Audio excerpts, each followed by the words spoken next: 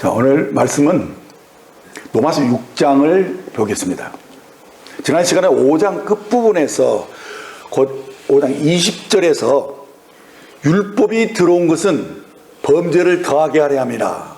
그러나 죄가 더한 곳에 은혜가 더욱 넘쳤나니 라는 이 말씀을 들었는데, 많은 분들이 이 말씀을 좀 오해하고 있고 이 의미가 제대로 무엇인지를 파악하지 못하기 때문에 엉뚱하게도 은혜가 더욱 넘쳤다면 이제 우리가 마음대로 죄를 지어도 괜찮다는 말이 아닌가 하면서 바울이 전하는 은혜의 복음을 비아냥거리는 그런 사람들이 있었다는 것입니다.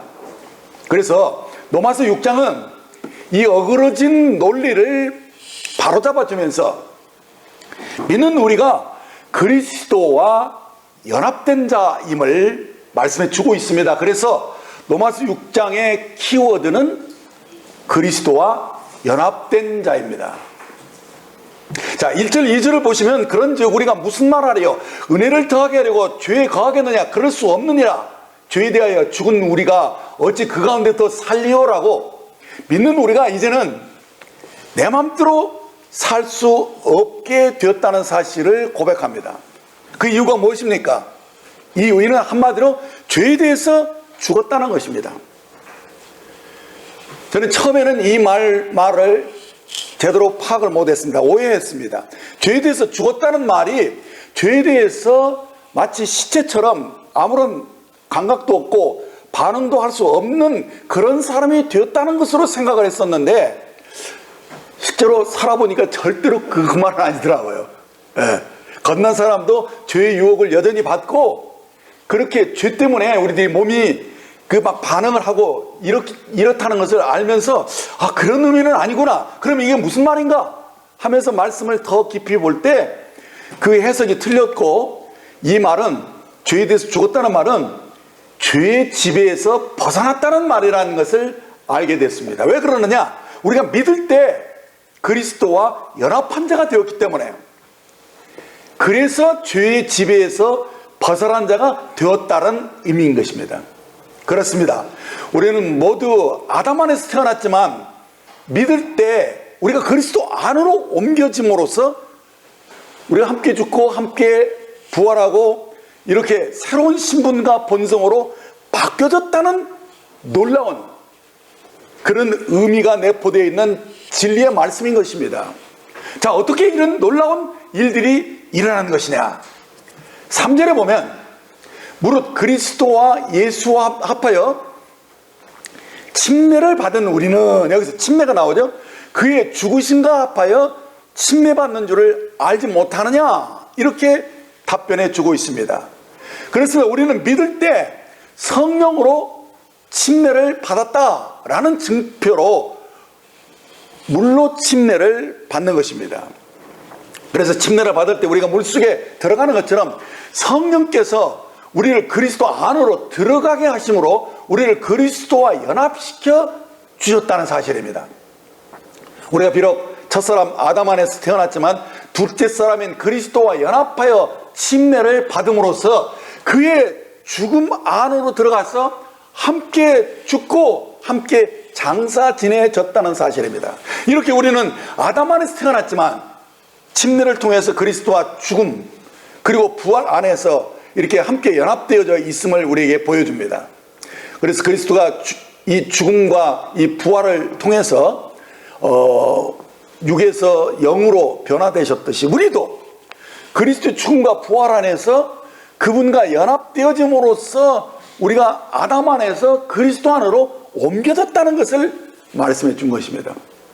그러므로 이제 우리는 더는 아담 안에 있지 않다. 그리고 이제 그리스도 안으로 옮겨졌다. 그것이 바로 연합의 결과이고, 우리가 이로 말미암아서 우리의 신분과 우리의 본성이 바뀌어졌다라는 사실을 천명해 주는 것입니다. 이제 4절을 보시면, 그러므로 우리가 그의 죽으심과 합하여 침례를 받음으로 그와 함께 장사되었느니 이는 아버지의 영광으로 말미암아 그리스도를 죽은 자 가운데서 살리심과 같이 우리로 또한 새 생명 가운데서 행하게 하려니라라고 말씀해 줍니다. 그렇습니다. 우리는 단지 십자가에서 죽는 것만이 아니라 그와 함께 무덤에 장사되어지고 또 주님의 부활을 본받아서 우리가 새 생명으로 거듭났기 때문에 이제 우리가 관심을 가져야 되는 것이 뭐냐? 이 새 생명으로, 새 생명 가운데서 행하는 것.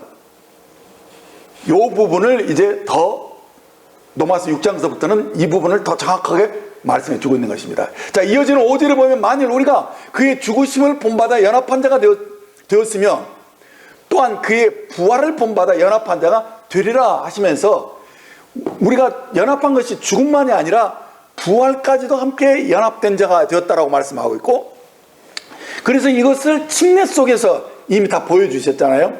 그렇죠. 여기 이 도표를 보면은 물로 내려가 가지고 물속에 잠기는 것이 침례잖아요. 근데 이것은 죽은 자를 장사 지내는 모습입니다. 그리고 다시 일으켜 세워지고 있는데 이것은 우리가 그리스도의 부활을 본받아 새 생명으로 다시 살아난 것을 보여준 겁니다.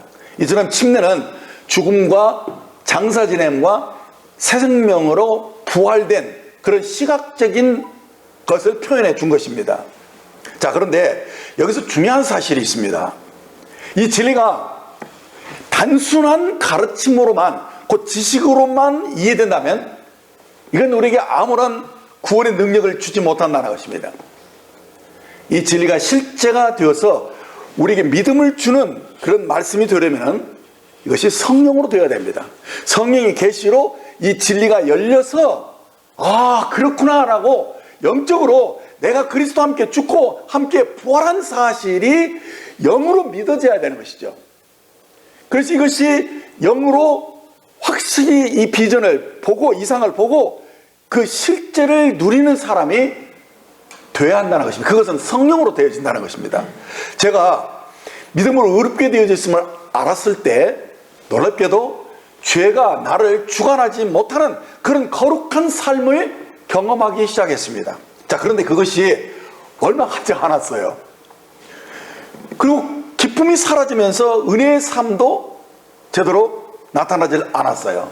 그것은 왜 그랬냐면 일시적으로 구원받은 감격이 있었지만은 그것이 지식이, 진리가 딱 뒷받침되지 못했기 때문에 결국에는 그 은혜를 계속 누리지 못했던 것이죠. 그래서 구원받은 이전 상태로 떨어진 것처럼 다시 죄를 이겨내보려고 고군분투했지만은 아무리 죄를 안 지려고 애를 써도 그것은 결심으로는 안 되고 결국은 정죄밖에 당하지 않더라고요. 그래서 그 당시 저는 와, 이렇다면 구원받자마자 그냥 바로 죽는 것이 낫지 않을까, 그런 생각을 하면서 죽기를 원하는 마음으로 참 힘들게 살았습니다. 그런데 문득 내가 그리스도와 함께 십자가에 못 박혀 죽었다라는, 우리가 자주 노래하고 사용했던 그 문구가 갈라디아 2장 20절이잖아요. 그것이 탁 이렇게 성령님이 조명을 해주셨어요. 그러면서 아, 내가 그리스도와 함께 이미 못 박혔다고 말했다느냐. 그러니까 주님이 십자가 못 박힐 때 나도 함께 이미 못 박혔고 죽은 자가 되었구나. 내가 죽으려고 애쓰는 게 아니라 죽은 자가 되었구나라는 사실을 성령이 일깨워 주신 거예요. 그러면서 거기서 영적인 눈이 열리기 시작했고 연합의 진리를 알게 되면서 거룩한 이 승리의 삶이 내 삶에 정착되는 것을 경험할 수 있었어요. 그래서 바울은 3절에 알지 못하느냐 이렇게 알을 강조했고 6절에도 알거니와, 그리고 9절 끝에 알미로다 라고 이 알미 세 차례나 강조된 것을 봅니다. 이것은 영적으로 우리들이 알게 되었을 때를 말합니다. 성령님이 우리에게 눈을 열어주심으로써 진리를 알면 진리가 나를 자유케 해준다는 것입니다. 자, 그렇다면 우리가 영적으로 보고 알아야 하는 게 무엇인 것을 우리가 이 말씀 속에서 확인하기 원합니다. 6절에 보면 우리가 알거니와 우리 옛사람이 예수와 함께 십자가에 못 박힌 것은 죄의 몸이 죽어 다시는 우리가 죄의 종노릇하지 아니하려 함이라고 말씀해 줍니다. 자, 우리가 언제 죄에서 종노릇하는 삶이 끝나는 것입니까? 그것은 옛사람이 십자가에 못 박힌 것을 알 때인 것입니다. 즉 자신이 주인이 되어서 마음대로 살아왔던 이 옛사람이 예수와 함께 죽었음을 알 때, 그때 비로소 죄의 몸이 죄의 종로로 타지 않게 되는 것입니다. 여기서 이 죄의 몸이라는 것은 죄에게 종로로 타는 몸입니다. 그렇다면 우리 몸 그 자체가 악한 것이냐? 그게 아니라 문제는 그 몸을 사용하는 주인이 악하면 악한 몸이 되고 선하면 선한 몸이 된다는 것입니다. 그러니까 죄인이 그 몸을 사용하면 죄의 몸이 되는 것이고 의인이 그 몸을 사용하면 의의 몸이 되는 것이죠. 자, 그래서 6절에서 강조하는 것은 뭐냐? 죄인이었던 우리 옛사람이 십자가에 못 박힌 것을 알아야 한다고 말씀하고 있는 것입니다. 옛사람이 죽었다는 것을 알면 이제 죄의 몸이 아니야. 죄의 몸이 죄에게 종로로 타지 않는 것을 그냥 스스로가 알게 됩니다. 그래서 그걸 거절하는 것이죠. 왜냐하면 이 몸을 사용하는 자가 이제 의인이 되었기 때문에 이제 그 몸을 의인처럼 이제 새 주인이 된 주님을 위해서 그 몸을 사용하기 때문에 당연히 의의 열매를 맺는 의의 몸이 되는 것입니다.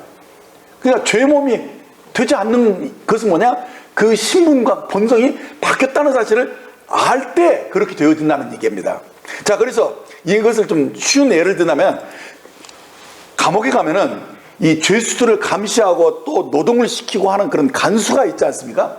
근데 이 간수는 매일 죄수들을 불러가지고 점호를 취합니다. 그리고 일거리를 주고 그것을 통제를 합니다. 자, 그렇다면 어느 날 한 죄수가 이제 사형 집행을 당해서 세상을 떠났다고 합시다.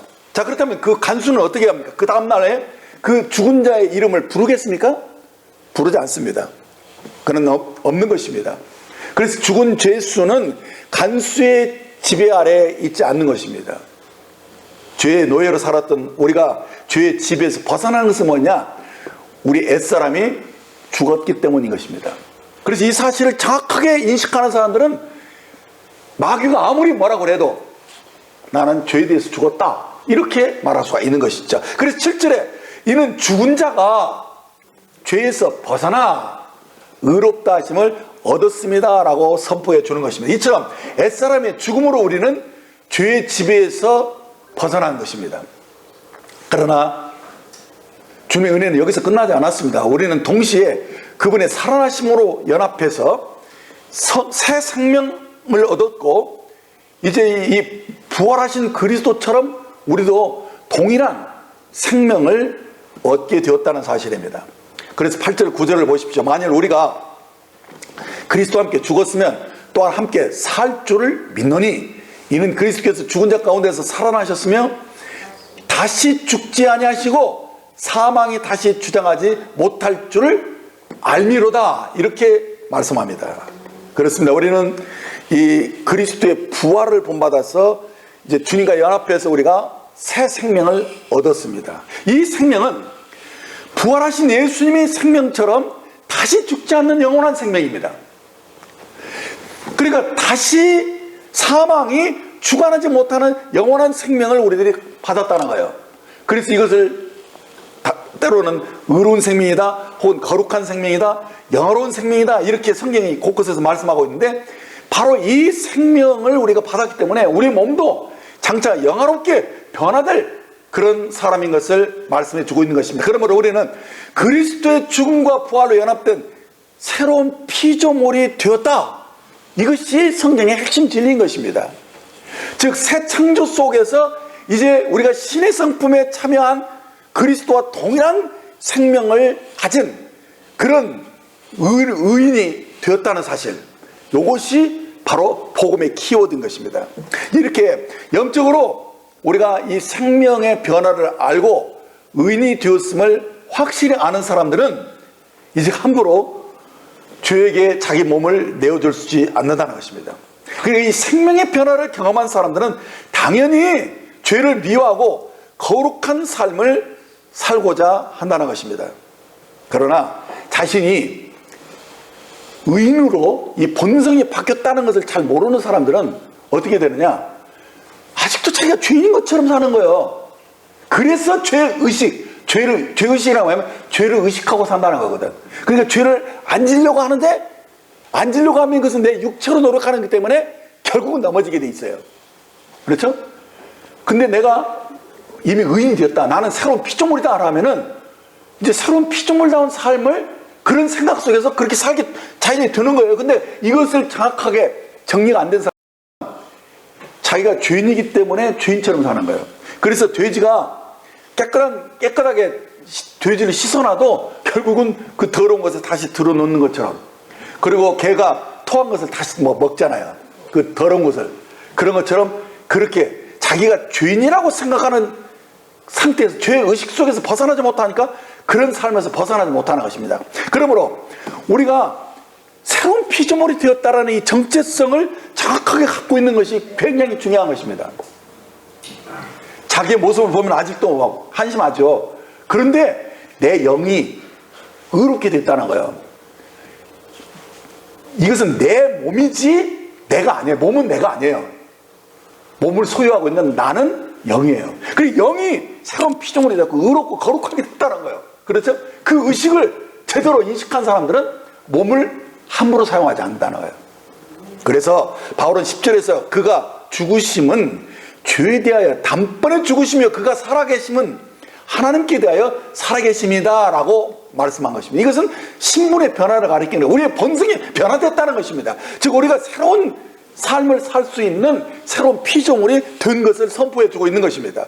제가 청년 시절에 보았던 그 영화가 기억났습니다.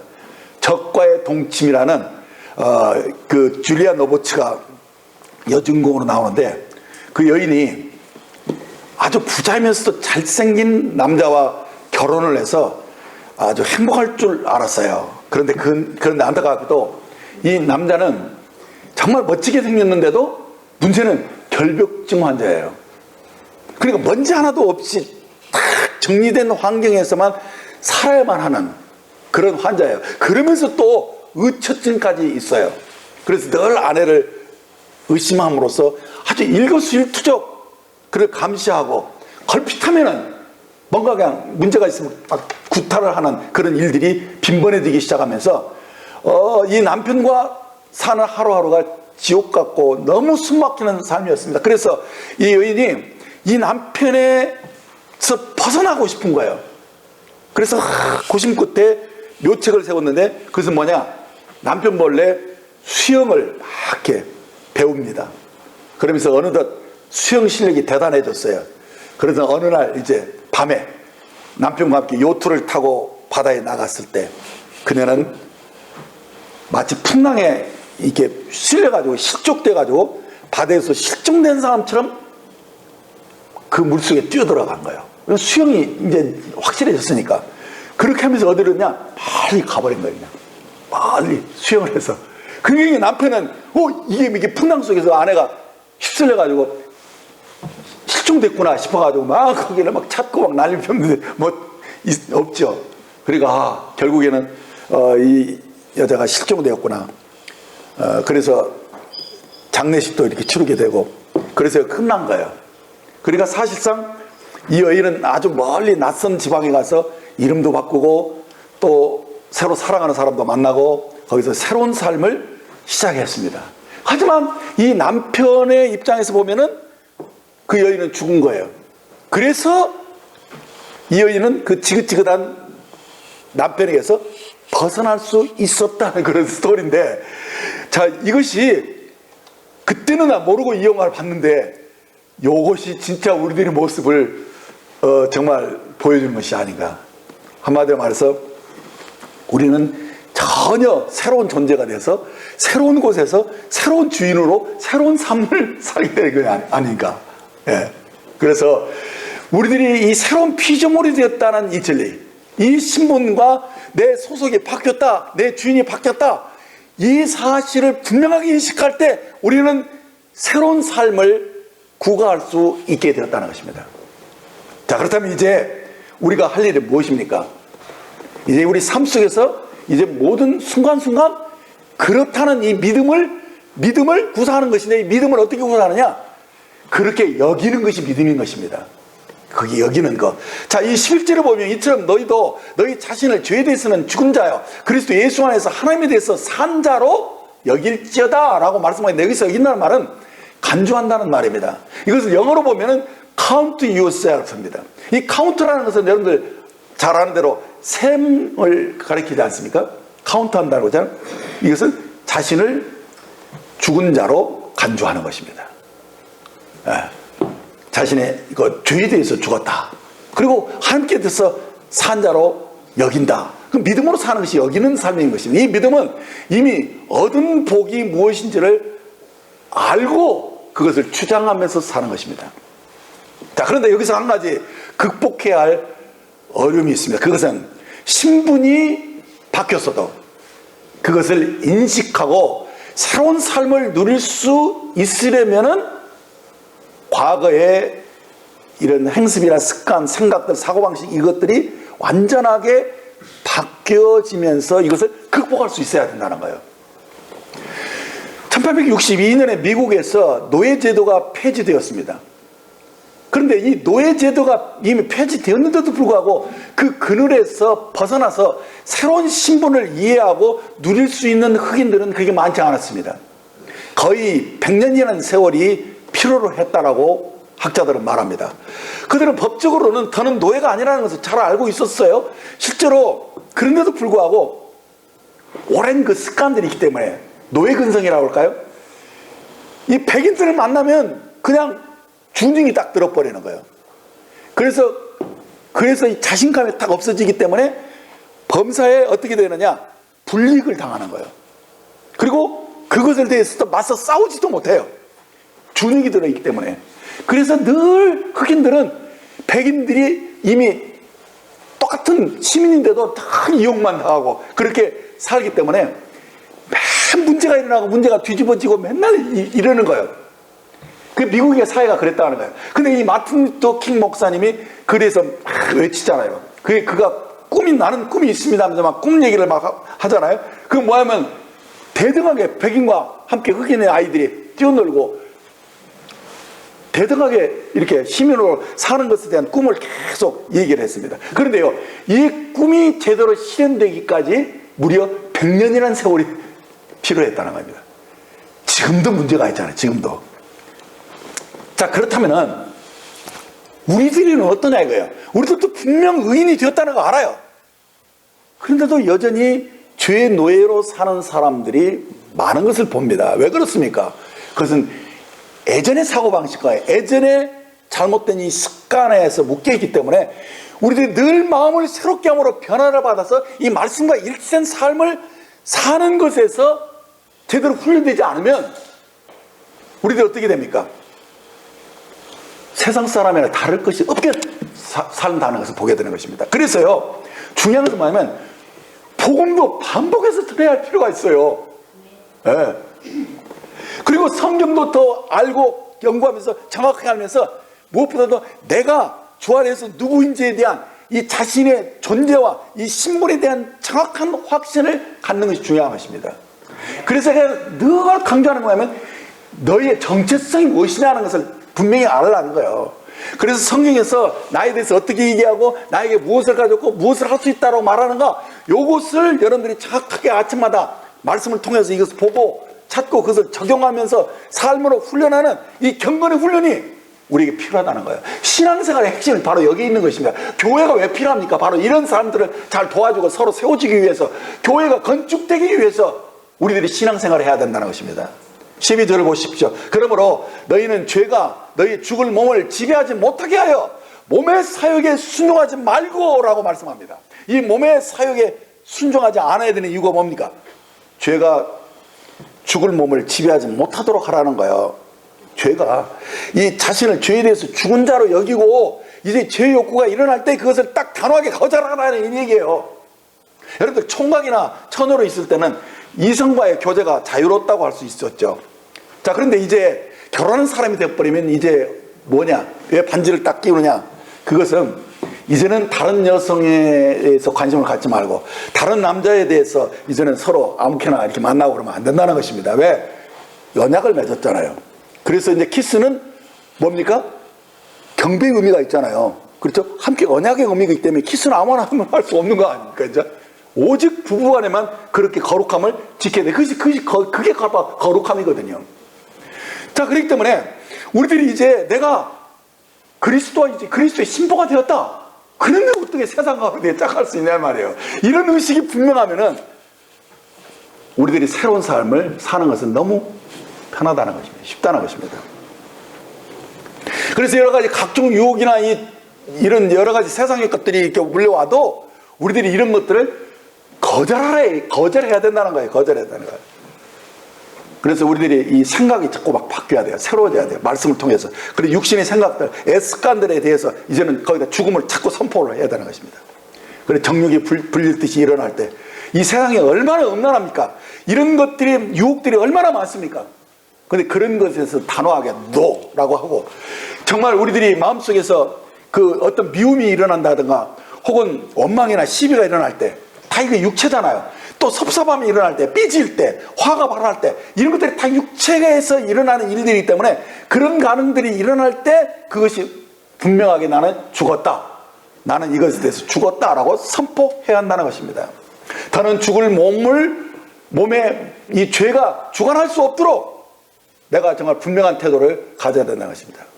그래서 나는 이 과거의 내가 아니다 라는 것을 자꾸 입으로 시인하고 선포를 해야 됩니다. 그래서 새로운 신분과 본성에 맞는 합당한 삶을 추구하는 그런 진지한 훈련을 우리들이 받아야 된다는 것입니다. 자, 이제 13절을 보시면, 또한 너희 지체를 불의의 병기로 죄에게 드리지 말고 오직 너희 자신을 죽은 자 가운데서 다시 산 자같이 하나님께 드리며 너희 죄를 의의 병기로 하나님께 드리라라고 말씀합니다. 우리는 이제 죄의 종이 아닙니다. 하나님의 종이 되었습니다. 그러므로 이제 주인이 바뀌었으므로 당연히 우리가 주인인 하나님께 우리의 몸을 드려야 한다는 것입니다. 여기서 병기란 무기를 가리키는 것이죠. 그러니까 우리의 지체를 불의의 병기로 곧 죄와 사탄의 영에게 내어주지 말라는 거예요. 그렇게 되면 그들이 우리의 몸을 사용하면 불의의 병기가 되어버려서 하나님의 영광을 훼손시키는 죄를 지켜야 한다는 것입니다. 자, 그러나 우리 자신과 지체를 하나님께 드리면 그때는 의의 병기가 된다는 거예요. 그래서 원수의 계략을 깨뜨릴 수 있는 가공한 무기가 내가 되는 그런 거예요. 그러므로 우리 자신과 지체를 원수들이 주지 않고 하나님께 드리는 것, 의의 병기가 되도록 나를, 그 나라와 그를 구하는 것에 진정으로 내 헌신할 때 우리 몸을, 우리 시간을, 우리 돈을 그렇게 진지하게 주님을 위해서 쓰면 어떻게 되겠습니까? 가공할 의의 병기가 되는 것이죠. 자, 이제 14절을 보십시오. 죄가 너희를 주장하지 못하는 이는 너희가 법 아래 있지 아니하고 은혜 아래 있습니다. 자, 여기서 보면 죄가 너희를 주장하지 못한다라고 했는데 이 이유가 무엇이냐? 이는 우리가 법 아래 있지 않고 은혜 안에 있다는 사실을 확실히 할 때 그렇다는 것입니다. 여러분들, 죄가 어떻게 우리를 주장하느냐? 우리가 정죄당하면은요, 빚지면은 체주한테 꼼짝 못하듯이 우리가 죄 짓잖아요. 그럼 마귀가 딱 올감에 딱 들어가는 것입니다. 그래서 근데 왜 자꾸 마귀 올감 속에 들어가느냐면요, 법 아래 있기 때문에 그러는 거예요. 그렇죠? 이 세상의 법도요, 아무리 양심적이도 여러분들 차먹고 다니면 딱지 안 뗄 수가 없어요. 그렇게 떼게 돼 있어요. 그런 것처럼 우리가 법 아래 있으면은 어떻게든 걸리게 돼 있어요. 그러므로 우리들이 어떻게 하냐, 내가 은혜 안에 있다는 사실을 확실히 아는 거예요. 그러니까 마귀들이 어떻게 하냐, 계속 우리를 속이는 것은 뭐냐면, 자꾸 너 이거 안 했지, 너 이거 못했잖아, 너 그러면서 자꾸 우리를 어떠니까 법으로 우리를 정죄하는 거거든. 그래, 정죄를 당하는 사람들은 자기가 죄의식 속에 붙잡혀 있다는 얘기거든요. 그래서 그 사람은 마귀의 종이 되는 거예요. 자, 그러니까 보세요. 이 집안에서 이렇게 일하는 하녀가 그 여주인의 명령과 그 지침을 어기면은 그냥 적당히 하면 막 안 되니까 아주 엄격하게 야단치고 정죄하고 처벌을 하잖아요. 그렇기 때문에 그 주인과 이 종의 관계가 되어 있기 때문에 이 사람들은 어떻습니까?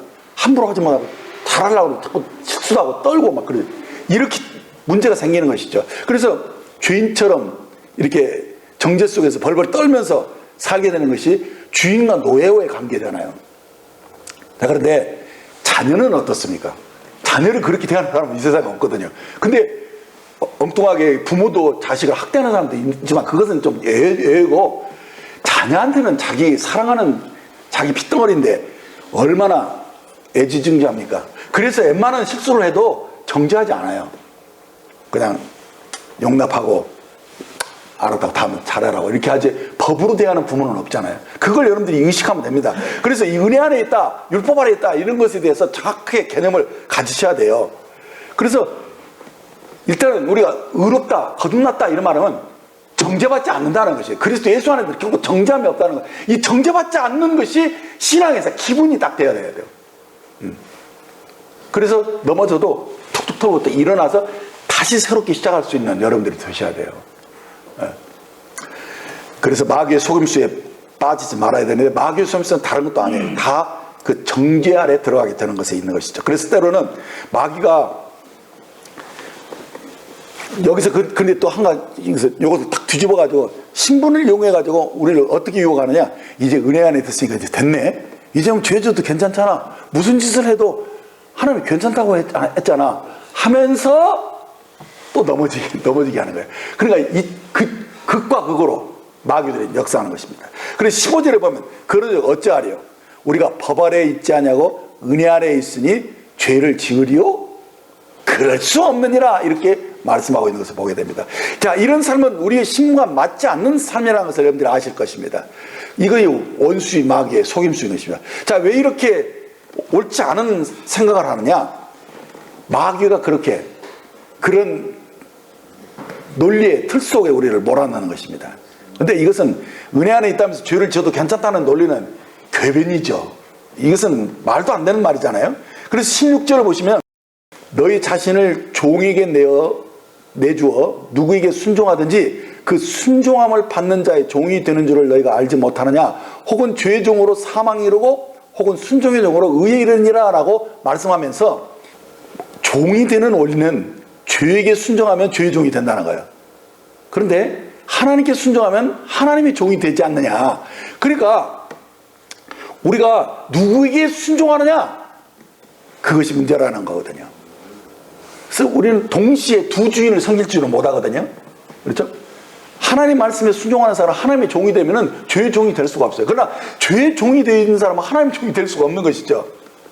그러므로 우리들이 어떻게 해야 되느냐, 이제 말씀에 순종함으로써 내가 나 자신을 의의 종으로 이제 드리는 것을, 이게 관건인 것입니다. 그래서 17절 18절에 보면 하나님께 감사하려다 우리가 본래 죄의 종이더니 너에게 전하여 준 바 교훈의 본을 마음으로 순종하여 죄로부터 해방되어 의에게 종이 되었느니라 하신 것입니다.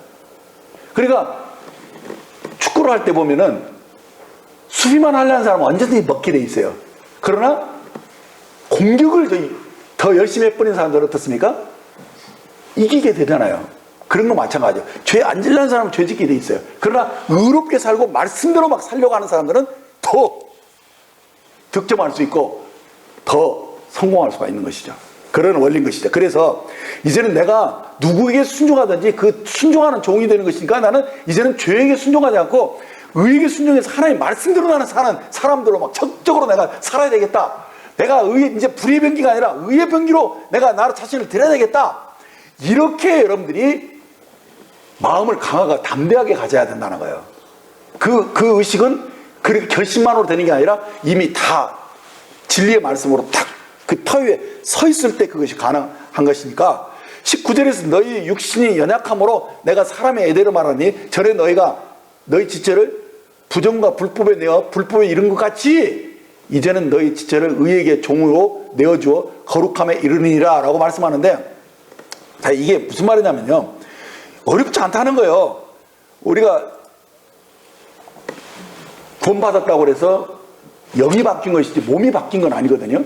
근데 몸은 누가 주인이 돼서 사용에 따라서 불의의 병기도 될 수 있고 또 의의 몸도 될 수 있는 것이니까, 여기서 중요한 것은 뭐냐면 너희들이 거듭났을 때나 거듭나기 전이나 사실은 몸은 그대로 있다는 거예요. 그래서 뭘 얘기하느냐, 자, 너희들이 예전에 이 죄의 종으로 살 때 이 지체를 부정과 불법에 내어줘가지고 다 불법이 이르렀지 않느냐. 그때 그 방법을 그냥 이제는 딱 바꿔가지고 이제는 방향을 전환해서 그 열정으로 그 힘으로 그렇게 살으라는 얘기예요. 자, 그러니까 한마디로 말하면은 이 얘기예요. 이 말은 우리들의 이 개성이나 또 기질 같은 것은 그냥 그대로 있어요. 몸에서 나오는 것은. 그러니까 예를 들어서 열정적인 사람들은 죄 짓는 것도 열정적으로 짓고 또 구원받은 후에 의롭게 사는 것도 열정적으로 살게 돼 있어요. 사도 바울이 그랬고 베드로도 그랬고 똑같아요. 그런 것처럼 우리가 어떻게 되느냐. 근데 조용한 사람은 구원받을 때도 조용하고 구원받은 후에도 조용하거든요. 그래서 이 기질은 안 바뀌는데 중요한 것은 뭐냐면 예전에 너희들이 했던 방식대로 똑같이 하면 된다는 거예요. 조용한 사람이 막 열정적으로는 못 살아도 조용한 대로 쓸모가 있어요. 그렇죠? 근데 죄를 지어도 막 열정적으로 짓는 사람들 있잖아요. 사도 바울처럼 막 정말 막 엄청나게 막 열심으로 사람들을 때리잡고 막 죽이는 그런 일을 하는 사람들은 그 열정으로 복음을 위해서 엄청난 일들을 하잖아요. 그러니까 이 말은 뭐냐면 여러분들 우리들이 쉬운 예를 해서 우리들 게임 좋아하지. 그지? 게임하면 애들 어떻습니까? 1시간도 2시간도 막 좋아. 견딜 수 없이 막 좋아. 그리고 막 하지 말라고 해도 막 또 하고 싶어. 그게 불의의 종으로 그렇게 됐잖아요. 근데 이제는 의의 종이 돼서는 어떻게 되냐면은 이제는 주님을 섬기는 것도 그렇게 1차, 2차 막 그렇게 할 수 있다는 거예요. 그러니까 예를 들면서 우리들 노래방에 가면 어떻습니까? 한두 곡 부르고 재미없어서 안 부르는 사람 없잖아요. 막 열정적으로 막 부르고 막 또 부르고 막 그러고 싶잖아요. 근데 이제는 어떻습니까? 찬송가도 그렇게 열정적으로 부를 수 있고 우리가 더 기쁘게 그렇게 할 수 있다는 얘기예요. 그러니까 다시 말하면 우리들이 이 방향이 바뀌었을 뿐이지 몸은 그대로라는 거예요. 그래서 내가 어떻게 하느냐에 따라서 불의의 병기도 될 수 있고 의의 병기도 될 수 있다. 그 얘기를 지금 사람의 애대로 말한다. 그래서 우리가 뭐 하면은 막 음식 엄청나게 좋아하잖아요. 그럼 이제는 말씀도 그만큼 좋아할 수 있고 이런 것을 비교로 하시고 말씀하고 있는 거예요 지금. 자, 그래서 20절 21절을 보면 너희가 죄의 종이었을 때는 의에 대하여 자유로웠으나 너희가 그때 무슨 열매를 얻었느냐? 이제는 너희가 그 일을 부끄러워하나니 이는 그 마지막이 사망임이라 라고 말씀하는데 여러분들 생각해 보세요. 과거 죄의 종으로 살던 때를 생각해 보면 다 부끄러운 열매밖에 없지 않습니까? 무엇을 자랑할 것이 있습니까? 결국은 그 마지막은 사망이라는 거예요. 영원한 지옥 형벌에 들어가는 것뿐이 없죠.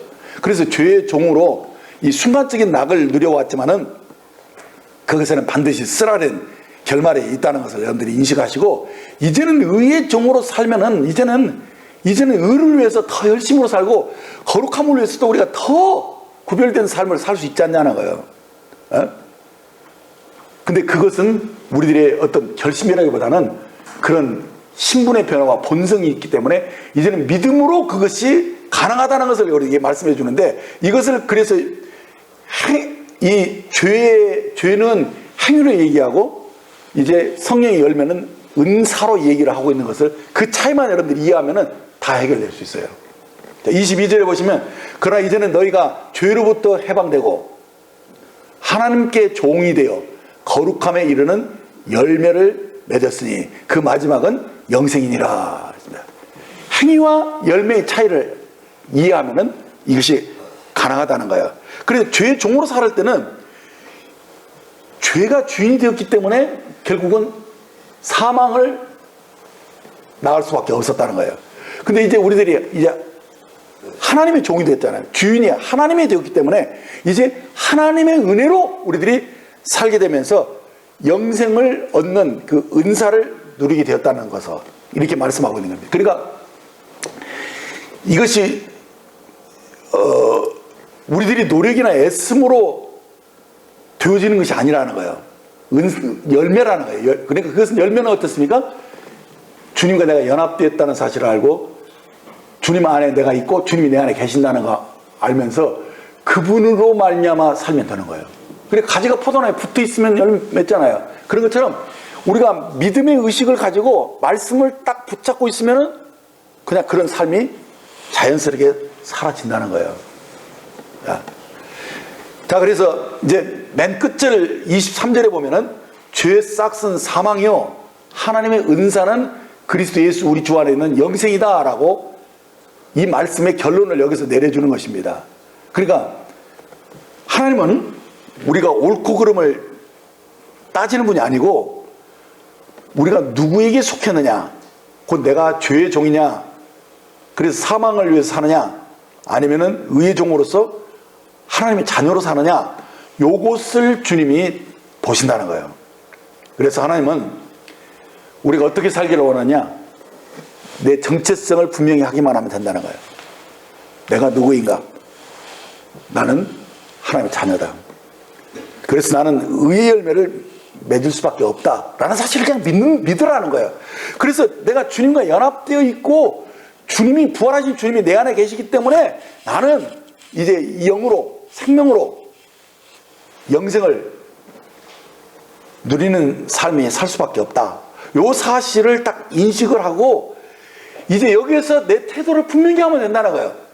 내 정체성이 분명해진 사람은 이제는 죄에 대해서는 죽은 자로 딱 여기고, 그래서 죄가 유혹이 있으면 그냥 딱 거절해버리고, 그래서 이제는 어떻습니까? 내 안에서 성령님이 소원을 주시잖아요. 그 성령님이 주로 무슨 소원을 주십니까? 하나님은 사랑이잖아요. 사랑을 하기를 원하는 거예요. 다른 사람에 대해서도 미움함이 있어도 하나님은 사랑하기를 원하는 거예요. 그래서 용서를 하고 저 사람의 필요를, 나보다도 저 사람의 필요를 더 원하는 거예요. 그래서 내 안에 계신 하나님은 내게 주로 어떻게 말씀하시고 소원을 주시느냐? 서로 사랑하라고 소원을 주시는 거거든요. 굉장히 단순해요. 그래서 하나님이 사랑하라고 말씀하실 때 내가 주님의 소원에 소원을 쫓아서 협력하기만 하면 되는 거예요. 그냥 순종하면 된다는 거예요. 그래서 용서하라는 마음이 딱 떠오르면, 아, 이 성령이 하시는 거야. 용서해버리면 되는 거예요. 이렇게 누구 주라, 이거 그냥 줘. 그러면은 주면 되는 거예요. 내 마음에서 뭐 인색한 마음이 생기고 막 이렇게 해도 이것은 육신이니까 이거 말 들으면 안 돼. 그거 딱 거절하고, 아, 오리를 가자면 십리를 가야 되겠다. 그렇게 그것을 이렇게 탁탁 자기를 전환해서 믿음으로 살아버리면 된다는 거예요. 근데 그래서 늘 순간순간 자기 생각을 이제 내가 누구인지를 알면서 말씀과 일치해서 그냥 살아버리면 되는 거예요. 어렵지 않아요. 사실은 더 쉽고 더 확실하고 더 결과가 더 좋은 열매를 맺기 때문에 여기에 대해서 여러분들이 매력을 느끼고 맛을 누려야 돼요, 여러분들이요. 그래서 야, 예수 믿는 게 너무 재밌다. 하나님 말씀대로 의롭게 사는 것이 너무너무 좋다. 이렇게 하면서 죄에 대해서는 단호한 태도를 취하고 의에 대해서는 너무너무 좋다. 이렇게 해서 우리 마음, 마인드를 그렇게 가져버리면 그냥 너무너무 믿음으로 사는 것이 쉽고도 유익한다는 것을 알게 되는 거예요. 그래서 믿음으로 사는 이 삶의 가장 기초적인 행보는 뭐냐면 자신은 죄에 대해서 죽었고 하나님께 대해서 산 자로 여기는 것, 이것이 믿음으로 사는 가장 기본적인 자세라는 것을 딱 확립하면 돼요. 그래서 여기서 믿음으로 산다는 것에서는 한 가지 주의해야 될 것은 무엇을 하든지 내가 내 힘으로 하려고 하지 않고 내 안에 계신 주님이 나에게 하라고 하시는 것에 내가 협력하기만 하면 된다는 거예요. 그러니까 어떻습니까? 주님을 의식하면서 사는 것이 믿음으로 사는 거예요. 그리고 심지어는 아내를 사랑하고 남편에게 순종하는 것도 이건 너무 당연한 일이지만은 이건 내 힘으로 안 돼요, 사실은. 내가 하려고 하면은 그것은 내 육체를 의지하는 거기 때문에 단박에 실패합니다. 남편에게 순종 못 하더라고요. 아내 사랑하는 거 결심으로 안 됩니다. 근데 내 안에 계신 주님, 그 생명으로, 그 본성으로는 너무 쉽거든요. 그렇기 때문에 아내를 사랑하고 남편에게 순종하는 것도 내가 하려고 하면 안 돼요. 어떻게 합니까? 내 안에 계신 주님이 소원을 주실 때마다 서로 사랑으로 종로로 타려가면 다 해결돼 버려요, 그냥. 그래서 어제 자매가 나보고, 아우, 목사님은 3년만 너무너무 잘 듣는 것 같아요. 이러더라고요. 그래서, 그럼 그건 더 당연한 거지, 그거. 그러잖아요? 그래야지만이 다툼이 없고, 그것이 종이 되는 거거든요. 그러니까, 남자가 참여는 있지 하면서 여자의 종이 돼? 그건 세상 사람 관념인 거야. 나는 그 종이 되는 거예요. 그래서 사랑의 종이 되는 거예요. 사랑의 종이 되고, 여러분들 뭐 자기 자존심에서 뭐 남편에게 뭐 순종 안 하지 뭐 꿀리는 거예요? 아니에요. 사랑하기 때문에 종이 되는 거예요. 그렇게 사는 것이 바로 믿음으로 사는 거예요. 그렇죠? 그래서 뭐 이제 말씀 다 끝났는데, 죄의 욕구가 일어날 때는 단호하게 그것을 딱 거절하는 거. 죄야 물러나라. 나는 나와 아무 관계가 없다. 이렇게 한마디로 죄가 나를 주관하지 못하도록 딱 단호해져야 되는 것이고, 그 다음에 뭐 어떻습니까? 하나님을 위해서 살았다는 것은 뭡니까? 하나님이 내 안에서 하시고 싶어 하시는 일들은 다 하실 수 있도록 내 몸을 내어드리는 거예요. 협력하는 거예요. 그냥 협력하는 거예요. 그래서 나는 주님의 종입니다. 주님이 하고 싶으면 하세요. 그래서 주님께 협력하는 거예요. 네? 그렇죠? 단순하죠? 그렇게 단순해져야 돼요. 그래서 이것이 연습을 많이 하면은 새로운 습관이 되어버려야 돼요. 새로운 습관이 되어버려요. 그렇죠? 그래서 주에 대해서는 no, 주님에 대해서는 yes. 이렇게 단순해질 수 있는 것이죠. 그래서 예, 아니요. 이것만 분명히 할 줄 알면 그 사람은 성공된 삶을 살 수 있는 것이죠. 그렇죠? 주님도 그렇게 했잖아요. 너희가 아니요, 예는 예. 딱 이것만 분명히 하면 성공하는 삶을 살 수 있는 것이죠. 그래서 한 가지 높아지면서 내가 말씀드리고 싶은 것은, 지나치게 수동적이 되지 말고 지나치게 능동적이 되지 말라는 거예요. 이 말의 의미는 뭐냐면, 자로우로 치우치지 말라는 얘기인데, 우리가 죄에 대해서는 딱 거절하고 사랑하는 일에 대해서는 협력하라는 거예요. 요것을 정확하게 할 수 있으면 이제는 내가 아니요 내 안에 계신 그리스도다 라는 갈라디아 2장 20절의 말씀이 그냥 그 사람의 라이프가 돼버려요. 자, 이제 오늘 말씀 더 합축해서 말씀드리면, 요한복음 6장을 한마디로 말해서 뭡니까? 그리스도와의 연합된 자가 되었다는 것이겠죠. 그렇죠? 주님의 죽음과 부활에서 연합된 자 되었다.